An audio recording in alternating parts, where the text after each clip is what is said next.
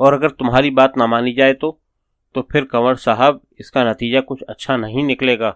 लेकिन दीपचंद, तुम्हें मालूम होना चाहिए कि मैं कंपनी का मैनेजिंग डायरेक्टर हूँ। कमरे के अंदर इसी तरह तेज लहजे में बातें होती रहीं। आतिशदान में कोयले चटक रहे थे। सुर्ख अंगारों की रोशनी में वांचू का गंजा सर चमकने लगा, मगर वो खामोश बैठा हुआ अपना भद्दा सा पाइप पीता रहा। दरीचे से हवा के यकबस्ता झोंके अंदर आ रहे थे और फैक्ट्री की वर्कशॉप में धड़कती हुई लोहे की झंकारों का शोर सुनाई दे रहा था। बाहर नीलगू कोहर के लच्छे मंडला रहे थे और इस धुंध में लिपटी हुई मैनेजिंग डायरेक्टर की खूबसूरत कोठी और निखरती हुई मालूम हो रही थी, जिसके बाहरी वरांडे में नीलकंठ दीवार से पीठ को लगाए हुए चुपचाप बैठा हुआ था। वरांडे में बिल्कुल अंधेरा था और इस गहरी तारीकी में नीलकंठ का सियाह आबनूसी जिस्म आसिफ ज़दा साया की तरह डरावना मालूम हो रहा था। नीलकंठ इसी तरह अंधेरे में खामोश बैठा रहा और जब कभी दीपचंद तेजी से बोलता तो वो चौंक कर कमरे के दरवाजे की तरफ घबरा कर देखता, जैसे अब कुछ न कुछ होने ही वाला है। लेकिन दीपचंद अंदर बैठा हुआ इत्मीनान से बातें करता रहा। उसके चेहरे पर टेबल लैंप की शेड की परछाएं पड़ रही है और इस धुंधली रोशनी में उसका मनहनी सा जिस्म नाटक के किसी मस्खरे की तरह हकीर नजर आ रहा है। मगर दीपचंद कंपनी का चीफ अकाउंटेंट है और कंपनी की गैर कानूनी साजिशों में उसका किरदार बहुत अहम है। ये बात मांचू भी जानता है और उसकी अहमियत मैनेजिंग डायरेक्टर को भी मालूम है, जिसको फैक्ट्री के अंदर सब लोग कंवर साहब कहते हैं, इसलिए कि वो रानी बाजार के इलाके का जागीरदार है। वो कारोबारी मैकेनिक से ज्यादा घोड़ों की नस्लें और औरतों की मुख्तलिफ किस्मों के मुताल्लिक बहुत कुछ जानता है, इसलिए कि उसने जिंदगी भर रेस में घोड़े दौड़ाए हैं और औरत की जिस्म पर किसी कीमियागर की तरह कोक शास्त्री तजर्बे किए हैं। और जब से जागीरदारी पर जवाल आने की अफवाहें सरकारी हलकों में गश्त करने लगी हैं, उसने भी अपने सरमाया को महफूज करने के लिए किसी इंडस्ट्री में दाखिल हो जाना ही अपने हक में बेहतर समझा और इस दूर अंदेशी ने इसको कंवर शिवराज सिंह से यकबारगी यूनाइटेड इंडस्ट्री का मैनेजिंग डायरेक्टर बना दिया है। लेकिन कंपनी के चीफ अकाउंटेंट उसकी बातों से जरा भी मरूब नहीं हुआ, बल्कि उसने बड़ी बेनियादी से कह दिया, आपको मालूम है कि मैं कंपनी का चीफ अकाउंटेंट हूँ, सारे रजिस्टर मेरे ही पास रहते हैं।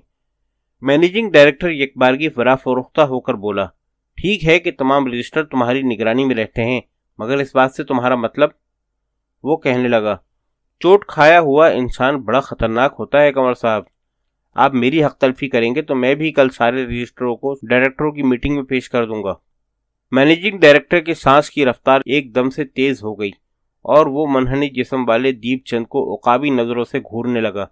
लेकिन दीपचंद बैठा हुआ मजे से अपनी कनपटी खुजाता रहा, इसलिए कि वो अच्छी तरह जानता है कि मैनेजिंग डायरेक्टर उसका कुछ भी नहीं बिगाड़ सकता, वो पूरी तरह उसके काबू में है।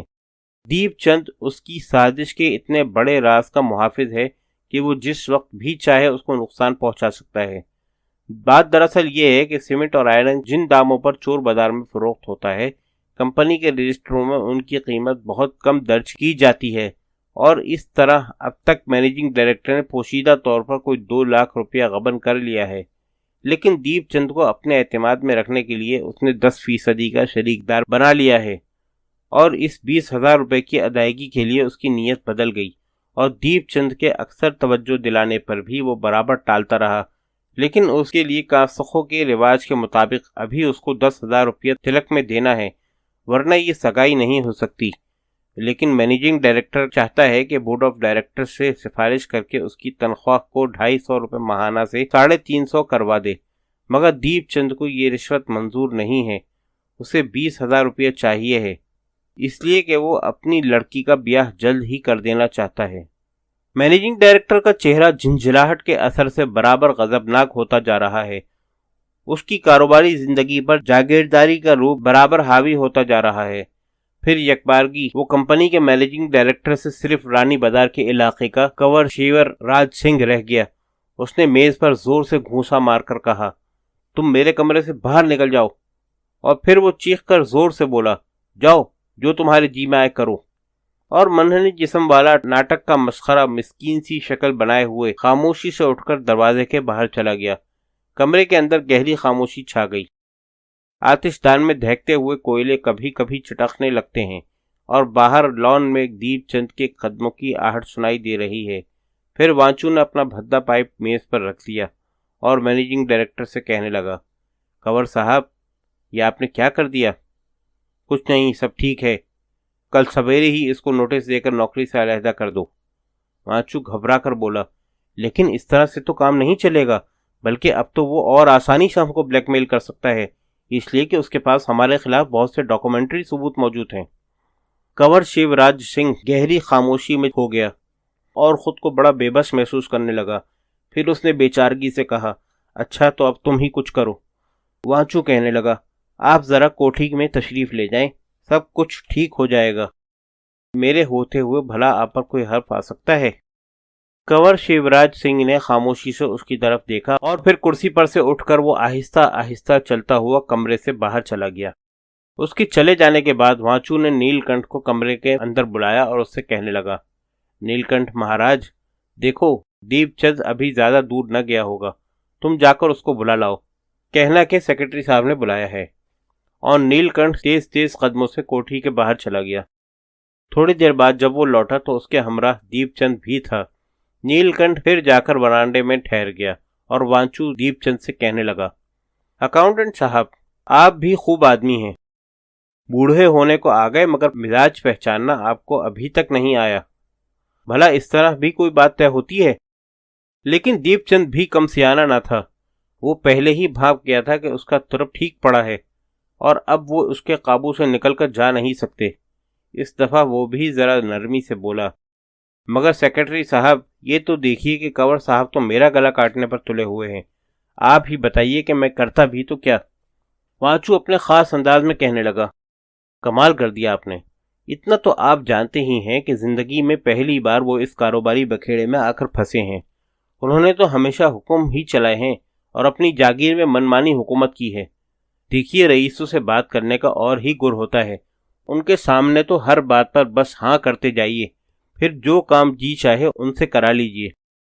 और दीपचंद ने जैसे अपनी गलती को तस्लीम कर लिया, जरा पशेमानी के से अंदाज में कहने लगा, अब क्या अर्ज करूं सेक्रेटरी साहब, मुझे भी इस वक्त नामालूम क्या सूझी कि उनके सामने जरा तेजी से बात करने लगा। दरअसल मैं अपनी लड़की की सगाई के सिलसिले में इधर बड़ा परेशान हूँ।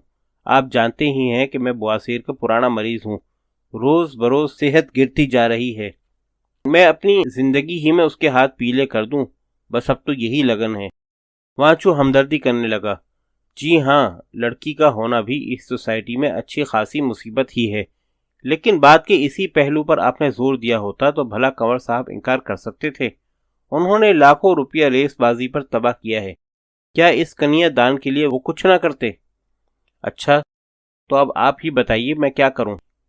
वांचू कहने लगा, कहिएगा क्या? कंवर साहब ने जब आपसे वादा किया है तो आपको आपका रुपया मिलेगा।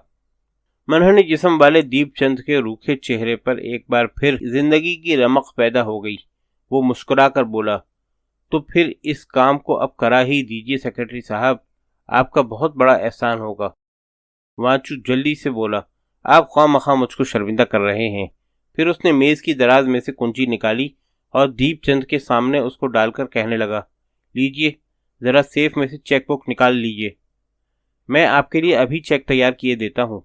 इस वक्त तो कंवर साहब का मूड बिगड़ा हुआ है। सवेरे ऑफिस पहुंचने से पहले ही मैं उनके दस्तखत करवा के आपको चेक दे दूंगा। आप बिल्कुल इत्मीनान रखें। और दीपचंद जैसे वाकई मुतमईन हो गया। इसने कुछ भी न कहा और चुपचाप घबराए हुए अंदाज में कुंजी उठाई और दीवार के पास खड़े हुए आहनी सेफ के पास पहुंच गया।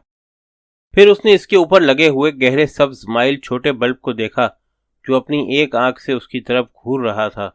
गोया खतरे की कोई बात नहीं है। उसने ताले को खोलकर दरवाजे को बाहर की तरफ खींच लिया।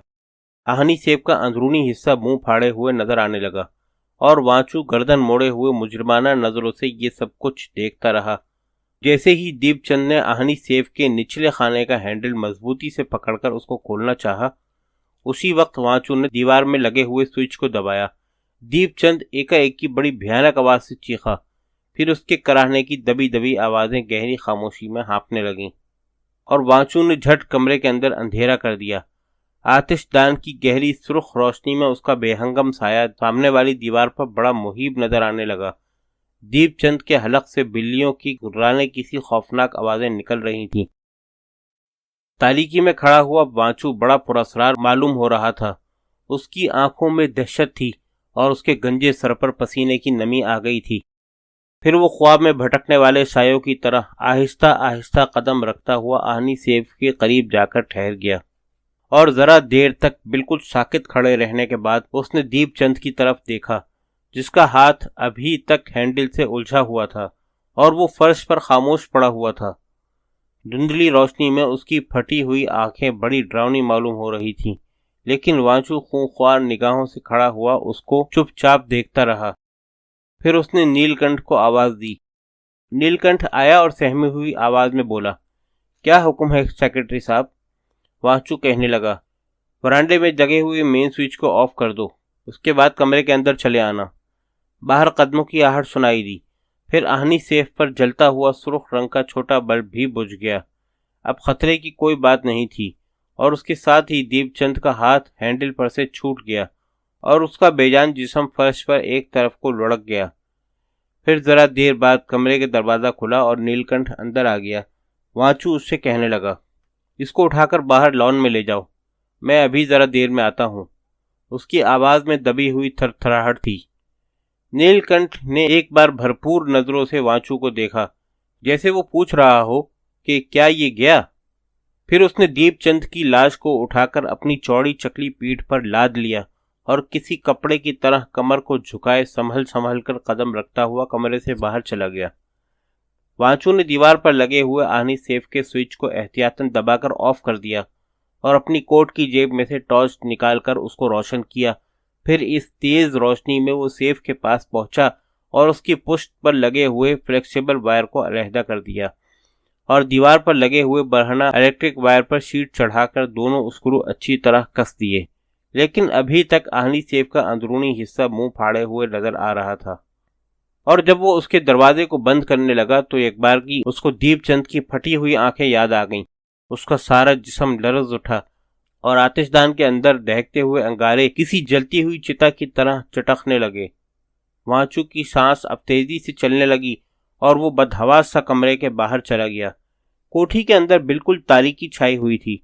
उसने जल्दी से मेन स्विच ऑन कर दिया और एकदम से दरीचों पर रोशनी की हल्की हल्की लहरें झिलमिलाने लगीं। इस वक्त कोठी के अंदर से कंवर साहब के खांसने की आवाज सुनाई दी, मगर उसने इधर कोई तवज्जो न दी और तेजी से वरांडे की सीढ़ियों पर से उतरता हुआ बाहर लॉन में चला गया, जहां नीलकंठ खड़ा हुआ उसका इंतजार कर रहा था। वांचू ने सरगोशी के से अंदाज में उसको धीरे से आवाज दी और दोनों गहरी धुंध में खोए हुए आहिस्ता आहिस्ता चलने लगे। उनके कदमों की दबी दबी आहट सुनसान रास्ते पर दूर तक सुनाई देती रही। रात गए जब नीलकंठ अपने क्वार्टर में वापस आया तो उसने एक दुबले पतले बच्चे को देखा जो सर्दी से सिकुड़ा हुआ खड़ा था। उसने पहली ही नज़र में पहचान लिया कि वो दीपचंद अकाउंटेंट का लड़का मुन्ना था और थरथराई हुई आवाज में बूढ़े चौकीदार को पुकार रहा था, प्रभु बाबा। और फिर प्रभु बाबा अंदर से खांसता हुआ निकला और उसको देखते ही हैरत से बोला, अरे तुम इस समय कहाँ निकल पड़े? हाय राम, कितने जोरों का जाड़ा पड़ रहा है। सर्दी से सिकुड़ा हुआ मुन्ना कहने लगा, बाबूजी अभी तक घर नहीं आए, माँ जी घबराती हैं, सो उन्होंने मुझको पूछने के लिए भेजा है और कृष्ण देवी तो रात को निकलती नहीं। बूढ़ा चौकीदार कहने लगा, वो कंवर साहब की कोठरी पर गए होंगे, मैं अभी जाकर उनसे कह दूंगा। चलो पहले मैं तुमको क्वार्टर तक छोड़ आऊं। और वो लड़के को अपने हमराह लेकर चल दिया। नीलकंठ अंधेरे में खड़ा हुआ सब कुछ देखता रहा। फिर यकबारगी उसने सुना कि मुन्ना ठहर कर कहने लगा था, प्रभु दादा तुम जाकर बाबूजी को ले आओ, मैं क्वार्टर चला जाऊंगा, तुम जल्दी से आ जाना। वो नन्ही बिल्लू है ना, बाबूजी के बिना उसको नींद नहीं आती, खूब जोर जोर से रोती है। और जैसे नीलकंठ के कान के पास कोई सरगोशी के से अंदाज में कहने लगा, जाओ मुन्ना, अब तुम्हारे बाबूजी कभी नहीं आएंगे और नन्ही बिल्लू रोते रोते उनके बगैर ही सो जाएगी। वो फैक्ट्री के पावर हाउस के अंदर चुपचाप पड़े हैं, न कुछ बोलते हैं न किसी की कुछ सुन सकते हैं। तुम्हारी आवाज अब उन तक नहीं पहुंच सकती। और नीलकंठ महसूस करने लगा कि जैसे वो बहुत थक गया है। उसका मजबूत भट्ठों वाला जिस्म मोमबत्ती की तरह पिघलने लगा है और उसके चारों तरफ जैसे दबी दबी सिसकियां धड़क रही हैं। फिर वो ख्वाब कैसे आलम में आहिस्ता आहिस्ता चलता हुआ अपने क्वार्टर के दरवाजे पर पहुंचा और उसको खटखटाने लगा। लेकिन इस शोर से वो अचानक चौंक पड़ा और उसको याद आया कि दरवाज़ा तो अंदर से बंद है। फिर क्वार्टर की पोस्ट पर जाकर सहन की पिछली दीवार को फांदकर वो अंदर आ गया, बिल्कुल इसी तरह जैसे वो डिस्ट्रिक्ट जेल की पत्थरों वाली ऊंची दीवार को फांदकर रात के सन्नाटे में फरार हुआ था। उसके पीछे गश्त करने वाले पहरेदारों की भयानक सीटियां देर तक चीखती रही थीं और फिर अपने कमरे के अंदर लेटा हुआ वो बड़ी रात तक न जाने क्या ऊंट पिटांग किस्म की बातें सोचता रहा। दूसरे दिन फैक्ट्री के तमाम डिपार्टमेंट बंद रहे, इसलिए कि चीफ अकाउंटेंट दीपचंद की अचानक मौत हो गई थी। उसकी लाश पावर हाउस के अंदर पाई गई थी। उसने इलेक्ट्रिक स्विच को गलती से छू लिया था और इस हादसे से वो जामबर न हो सका। इस इत्तला के साथ ही फैक्ट्री के यार्ड में ये भी सरगोशियां हो रही थीं कि दीपचंद ने खुदकुशी कर ली है। उसकी वजह जानने के लिए कितनी ही कयास आराइयां हो रही थीं, लेकिन सहपहर को प्रोग्राम के मुताबिक डायरेक्टर्स की मीटिंग हुई और कंवर शिवराज सिंह की सिफारिश पर दीपचंद के बेसहारा खानदान के लिए 5,000 की रकम गुजारे के लिए मंजूर कर दी गई। फैक्ट्री की तामीर एकाएकी सुस्त पड़ती जा रही है। फागन की महकी हुई हवाएं चलने लगी हैं और इन तेज हवाओं में सरमों की गहरे जर्द फूलों की डालियां झूमने लगती हैं और वो खेतों में जैसे बसंती आंचल लहरा जाते हैं खेतों में रात गए तक ढोलक और झंझनें बजा करती हैं और होली के राग गाए जाते हैं। फिर गांव के अंदर बड़े बड़े अलाव धमकने लगेंगे और गुलाल उड़ने लगेगा। फागन की हवाएं चीखती फिर रही हैं कि होली आ रही है। फिर गेहूं की लहलहाती हुई खेतियां कटना शुरू हो जाएंगी और दूर के शहरों में काम करने वाले गांव के लोग मौसम सरमा में झीलों पर इकट्ठा होने वाले आबी परिंदों की तरह अपनी बस्तियों में आना शुरू हो गए हैं। यूनाइटेड इंडस्ट्रीज लिमिटेड की फैक्ट्री के यार्ड में मजदूरों का शोर रोज बरोज मध्यम पड़ता जा रहा है। फसल की कटाई करने के लिए कंपनी के सारे कुली धीरे धीरे फैक्ट्री का काम छोड़ छोड़कर भागने लगे हैं। कंपनी ने घबराकर उनकी कई हफ्ते की मजदूरी रोक ली है। इस बात पर कुलियों के रूखे चेहरों पर हर वक्त झंझलाहट छाई रहती है। वो टाइम कीपर ऑफिस में इकट्ठा होकर जोर जोर से चिल्लाते हैं कि मजदूरी क्यों नहीं मिलती, ऐसा क्यों हो रहा है, ये सब क्या है, होली का त्यौहार आ रहा है, हमको पैसा चाहिए है, हाँ हमको अपनी मजदूरी चाहिए। लेकिन मजदूरी अभी नहीं मिल सकती, इसलिए कि कंपनी चाहती है कि शुगर प्लांट जल्द ही तामीर हो जाए, नहीं तो कंपनी का बहुत नुकसान हो जाएगा। मगर मजदूर लोग उसके बावजूद भी नहीं ठहरते। वो गला फाड़ फाड़ कर चीखते हैं, सबको गालियां देते हैं, फिर किसी रोज तारों की छांव में उठकर अपनी बस्ती को चल देते हैं। इन बातों को देखकर बोर्ड ऑफ डायरेक्टर्स की इमरजेंसी मीटिंग बुलाई गई और ये तय हुआ कि कुली लोगों का रेट बढ़ा दिया जाए, इसलिए कि फैक्ट्री की तामीर में किसी किस्म की ताखीर नहीं होना चाहिए। फिर उसके बाद मजदूर के रेट बढ़ना शुरू हो गए। 1 रुपया 6 आने यौमिया, 1 रुपया 10 आने यौमिया, 1 रुपया 14 आने यौमिया। मगर इन 3 हफ्तों में रेट बढ़ाने का तजर्बा भी कुछ कारगर साबित न हुआ, बल्कि होली का अलाव धमकते ही मजदूरों ने और भी तेजी से काम पर से फरार होना शुरू कर दिया। हर रोज टाइम कीपर रजिस्टर लेकर मैनेजिंग डायरेक्टर के ऑफिस में जाता और सहमी हुई सी आवाज में रिपोर्ट सुनाता। मैनेजिंग डायरेक्टर झिंझिलाकर मजदूरों के साथ सहमे हुए टाइम कीपर को भी गालियां देने लगता। फिर एक रोज उसने वांचू को अपने दफ्तर में बुलाया और परेशानी के आलम में कहने लगा, मिस्टर वांचू, आखिर ये सब क्या हो रहा है, ये रेट इस तरह कब तक बढ़ाया जाएगा। मगर वांचू भी कुछ घबराया हुआ नजर आ रहा है। वो आहिस्ता से कहने लगा, कुछ समझ में नहीं आ रहा है कंवर साहब, बात यह है कि ये तराई का इलाका है, यहाँ की जमीन बड़ी जरखेज है। इस दफा यही सुन रहा हूँ कि फसलें बहुत अच्छी रही हैं, राशन का जमाना है, किसानों के ठाठ हो गए हैं। अब उन्हें ये फैक्ट्री की नौकरी कहाँ अच्छी लगेगी, और ये जमींदारी एबॉलिशन की खबरों ने तो उनका और भी दिमाग खराब कर दिया है। वो और भी परेशान होकर बोला, तुमने पूरी कथा सुनाना शुरू कर दी, इस तरह कैसे काम चलेगा, ये बताओ कि लेबर का बंदोबस्त कैसे हो। वांचू जरा देर तक मैनेजिंग डायरेक्टर के चेहरे की तरफ देखता रहा, फिर बड़े एतमाद से बोला, मेरी समझ में तो एक ही बात आती है, लेकिन उसमें खतरा भी है और रुपया भी अच्छा खासा खर्च होगा। मैनेजिंग डायरेक्टर जल्दी जल्दी कहने लगा, जरा अपने आप को बचाकर काम करना और रुपये की तुम फिक्र ना करो, मैं डायरेक्टरों से निपट लूंगा, और यूं भी कुछ कम खर्च हो रहा है। अगर आइंदा सीजन तक फैक्ट्री स्टार्ट ना हुई तो ये समझ लो कि कंपनी दिवालिया हो जाएगी।